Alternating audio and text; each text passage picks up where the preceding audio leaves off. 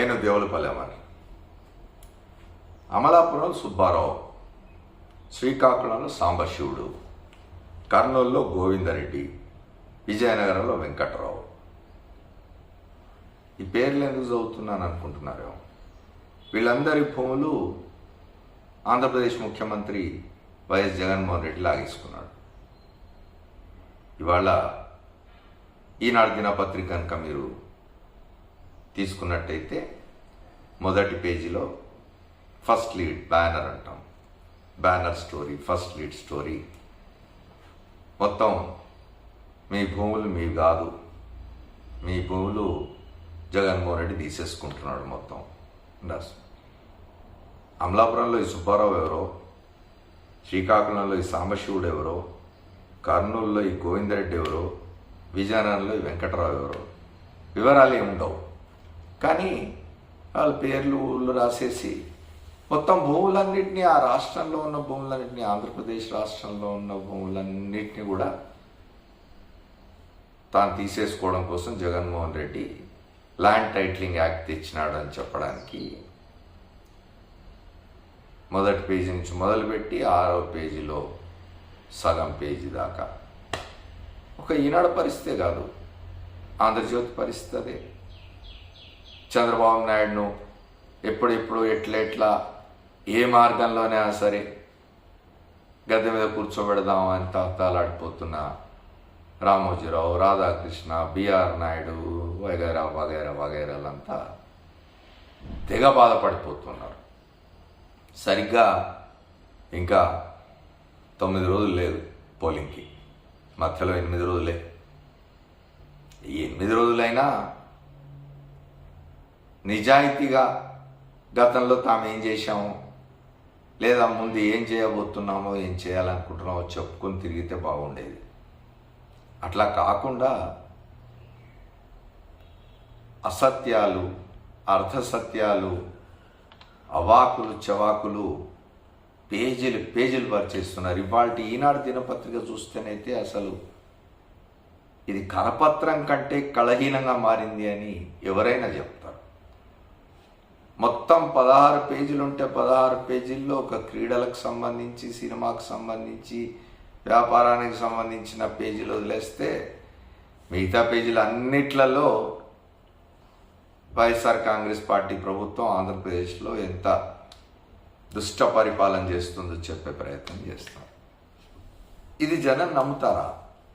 ఎందుకంటే వాస్తవ పరిస్థితుల్ని జనం అక్కడ ఉండి చూస్తూ ఉన్నారు.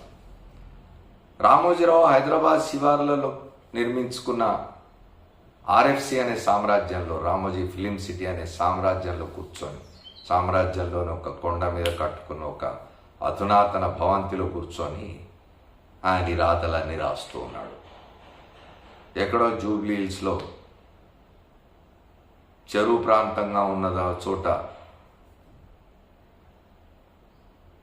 ఆఫీస్ నిర్మించుకొని ఆంధ్రజ్యోతి రాధాకృష్ణ ఇట్లాంటి పిచ్చి రాతలు రాస్తూ ఉన్నాడు. వాస్తవాలు ఏమిటి అనేది ఆంధ్రప్రదేశ్లో నివసిస్తున్న ప్రజలకు తెలుసు. రెండవది, గతంలో కూడా మాట్లాడుకున్నాం, ల్యాండ్ టైటిలింగ్ యాక్ట్ అనేది ఒక రాష్ట్రానికి సంబంధించి మాత్రమే కాదు. 1989 నుంచి కేంద్ర ప్రభుత్వం చేస్తున్న ఎక్సర్సైజ్లో, కసరత్తులో భాగంగా అన్ని రాష్ట్రాలు మోడల్ చట్టం ఒకటి తయారు చేస్తారు. దీని మీద చర్చ జరుగుతుంది. చర్చ జరిగిన తర్వాత అన్ని రాష్ట్రాలు ఆమోదిస్తే కేంద్రం కూడా దాన్ని ఆమోదించి అప్పుడు చట్టాలు అవుతాయి. అప్పటిదాకా దీన్ని ఎవరు అమలు కూడా చేయరు. ఈ విషయం మర్చిపోయి కూడా కాదు, తెలిసి ఉద్దేశపూర్వకంగా ఇవాళ రామోజీరావు రాస్తున్న వాకులు చవాకులు. రామోజీరావును ఎవరైనా చూస్తుంటే ఆయన మీద నుండి కింది దాకా ధవళ వస్త్రాల్లో ఉంటాడు. ఆయన తెల్లటి బట్టలు వేసుకుంటాడు. ఆయన చేతికి పెట్టుకునే రిస్ట్ వాచ్ స్ట్రాప్ తెల్ల రంగులో ఉంటుంది. ఆయన వేసుకునే బూట్లు తెల్ల రంగులో ఉంటాయి. కానీ ఆయన గుండెంతా నలుపే. ఏ రోజున వాస్తవాలు రాసింది లేదు, ఏ రోజున ప్రజలకు నిజాలు చెప్పింది లేదు. వార్తాపత్రికలు అంటే ప్రజలకు నిజాలు చెప్పాలి, ప్రజలకు వాస్తవాలు తెలపాలి. ఎక్కడ తప్పు జరుగుతుంటే తప్పు జరుగుతుందని చెప్పాలి, ఎక్కడ మంచి జరుగుతుంటే మంచి జరుగుతుందని చెప్పాలి. అట్లా కాకుండా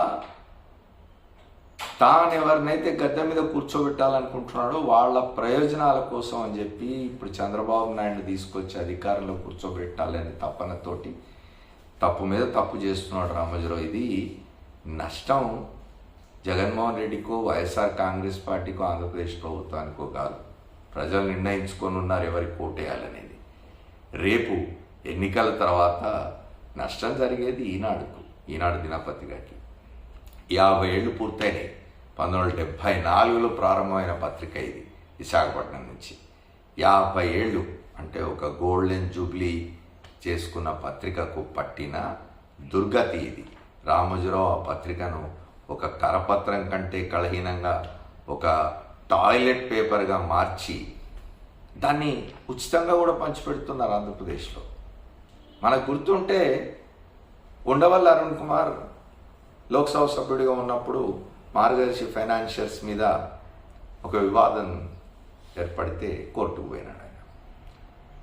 2009లో ఆయన మళ్ళీ లోక్సభ పోటీ చేస్తూ ఉంటే ఈ ఈనాడు దినపత్రిక నిస్సిగ్గుగా అక్కడ తన అభ్యర్థి సినీ నటుడు మురళీమోహన్ ఆయన చంద్రబాబు నాయుడుకు భూ కబ్జాల్లో పార్ట్నర్ అని చెప్తుంటారు. చాలాసార్లు చాలామంది చెప్పినారు మాట్లాడుకుంటూ. లోక్సభ పోటీ చేస్తూ ఉంటే ఈ ఈనాడు దినపత్రిక నిస్సిగ్గుగా అక్కడ తన అభ్యర్థి సినీ నటుడు మురళీమోహన్ ఆయన చంద్రబాబు నాయుడుకు భూ కబ్జాల్లో పార్ట్నర్ అని చెప్తుంటారు. చాలాసార్లు చాలామంది చెప్పినారు మాట్లాడుకుంటూ ఉన్నారు. ఆయన అభ్యర్థిగా ఉంటే ఈనాడు దినపత్రికలో డబ్బులు పెట్టి పంచిన సందర్భాలున్నాయి. ఇగో దినపత్రిక, వార్తాపత్రిక తాను చేయాల్సిన పని కాకుండా ఇగో ఇట్లాంటి రాజకీయాలు చేస్తున్నట్టు, ఇట్లాంటి దుర్మార్గమైన పనులు చేస్తున్నట్టు. ఎందుకంటే ఆంధ్రప్రదేశ్లో ఆంధ్రప్రదేశ్ మీద అంత ఇది, ఎందుకు ఆంధ్రప్రదేశ్లో ఆ ప్రభుత్వం ఉండకూడదని, ఎందుకు రామోజీరావుకు వైఎస్ఆర్ కాంగ్రెస్ పార్టీ మీద అంత కడుపుమంట, ఎందుకు అర్జెంటుగా జగన్మోహన్ రెడ్డిని ముఖ్యమంత్రి పదవి నుంచి దింపేయాలనే కోరిక. ఎందుకంటే ఈ 50-60 ఏళ్ల కాలంలో 50 ఏళ్ళుగా పత్రిక నడుపుతున్నాడు. అంతకుముందు నుంచి చీట్ ఫండ్ వ్యాపారం, తర్వాత ఫైనాన్షియర్స్, ఆ తర్వాత పచ్చళ్ళు, ఆ తర్వాత శీతల పానీయాలు, ఆ తర్వాత సినిమాలు, ఆ తర్వాత హోటళ్ల వ్యాపారం, రకరకాల వ్యాపారాలు చేసి ఏ ఒక్క వ్యాపారం సక్రమంగా చేయకుండా. ఈ మాట ఎందుకంటున్నానంటే మనం వ్యాపారాలన్నీ చెడ్డవేం కాదు, వ్యాపారులందరూ చెడ్డవాళ్ళు కాదు. మనకి వాళ్ళు ఒక రతన్ టాటా జ్ఞాపకం వస్తాడు, ఒక అజీం ప్రేమ్జీ జ్ఞాపకం వస్తాడు, ఒక నారాయణమూర్తి జ్ఞాపకం వస్తాడు. వ్యాపారాలు చేసేవాళ్ళు నిజాయితీగా వ్యాపారం చేసి లాభార్జన చేయడంతో పాటు సమాజం ఉన్నతిని, సమాజం మంచిని, మేలును కోరే వ్యాపారులు చాలామంది ఉంటారు. రామోజీరావు అట్లా కాదు. ఆయన చేసిన ప్రతి వ్యాపారం అక్రమమైన వ్యాపారమే. ప్రతి వ్యాపారంలో ఆయన అక్రమాలు చేసినాడు, కబ్జాలు చేసినాడు, అక్రమంగా సంపాదించి ఒక పెద్ద సామ్రాజ్యాన్ని నిర్మించుకున్నాడు. ఇది ఎందుకు చెప్తున్నానంటే ఇంతకాలము దీన్ని ఎవరు ప్రశ్నించలేదు. ఇంతకాలం నిజాల్ని నిగ్గుదెల్చి చట్టపరంగా చర్యలు తీసుకోవాలని ఎవరు అనుకోలేదు. ఆంధ్రప్రదేశ్లో వైఎస్ఆర్ కాంగ్రెస్ ప్రభుత్వం వచ్చిన తర్వాత చంద్రబాబు నాయుడు కూడా పరిస్థితి అదే. నా మీద ఒక్క కేసు లేదు, నా మీద మత్స లేదు, నేను ఇప్పటివరకు ఒక్క కేసులో కూడా లేను అని చెప్పుకున్న చంద్రబాబు నాయుడు, రామోజీరావు వీళ్ళిద్దరూ చేసిన అక్రమాల మీద ఇవాళ ఆంధ్రప్రదేశ్ ప్రభుత్వంలోని పోలీస్ శాఖ ప్రాపర్ ఇన్వెస్టిగేషన్, సక్రమమైన దర్యాప్తు జరిపే ప్రయత్నం చేస్తున్నది. కాబట్టి 87 ఏళ్ల రామోజీరావు, 75 ఏళ్ల చంద్రబాబు నాయుడు వణికిపోతున్నారు. ఆ కారణంగానే ఇట్లాంటి పిచ్చిరాతలన్నీ కూడా ఈనాడు దినపత్రిక ఇవాళ ఇటువంటి పిచ్చిరాతలు రాసే స్థితికి దిగజారి జనం చేత చీ అనిపించుకుంటున్నది. Thank you. మా నమ్మకం నువ్వే జగన్. మా నమ్మకం నువ్వే జగన్. మా నమ్మకం నువ్వే జగన్. నమ్మకం నువ్వే జగన్, మేం నమ్ముతాం నిన్నే.